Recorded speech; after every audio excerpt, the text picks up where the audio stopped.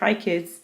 Today we're going to talk about a very important topic in our world. It's the topic of world refugees. As you well know, the world is in the middle of a refugee crisis, even worse than the post World War II crisis. There are a series of conflicts around the world, and not only the Syrian civil war has left more than 60 million people without homes or a safe place to return to. The crisis is also creating problems with governments around the world because there are just too many refugees and they are either unwilling or unable to take in these people. For example, Jordan has a population of just over 6 million people and has given a home to more than 600,000 Syrian refugees, and the government cannot support these indefinitely. Turkey, another example, with a population of 76 million people, has taken in 2.5 million refugees. The crisis is also a danger for global politics, threatening the future of moderate leaders like Angela Merkel, under fire for taking in 1 million refugees, most of which are Syrians. The United Nations has proven unable to support a massive number of refugees, and human suffering, unfortunately, still continues. On top of that, Donald Trump has officially closed the doors, especially to Syrian refugees. So, now we're going to talk about how bad this situation is. Number one, the number of displaced people is the highest since World War II. World War II has been the most devastating conflict in human history, claiming more than 60 million lives.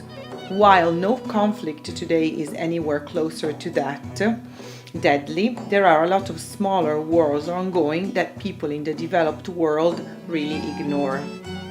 Number two, most of these people aren't technically refugees, because the majority of the people who have been displaced are called IDPs, internally displaced people, people who are forced to leave their home but who haven't left their countries, while the refugees and asylum seekers are people who have been forced from their homes and their countries. This explains why the refugees escaping their countries just can't go home and are in other countries in camps for displaced persons. Number three, Syria is the single largest driver of the refugee crisis, but other problems are also contributing. Syria's civil war is the single largest source of refugees worldwide. But in total, the Syrians only make up 1/3 of the world's 16 million refugees, so the remaining are groups escaping from other conflicts, like ethnic violence in South Sudan or fighting between Taliban and Afghanistan government. There is no chance now that these conflicts will end, and at the same time, which means that the crisis will be with us for the next future. Number four, the refugees go to nearby states. The majority of the refugees do not go to rich countries because they don't have the resources or the connections to get there. They usually settle in the first relatively stable country bordering their own nation. As a result, the poor and middle-income countries are feeding and clothing the refugees. Number five, refugees are escaping to Europe through dangerous routes. 1 million refugees in 2015 escaped to Europe. They crossed the Mediterranean Sea and they traveled through the sea with dangerous boats. Here are some numbers. 3,800 migrants died between January and October 2016 crossing the Mediterranean Sea. Even on land, they are not safe. And the routes on the map do not indicate safe travel routes, but they do indicate the most dangerous ones.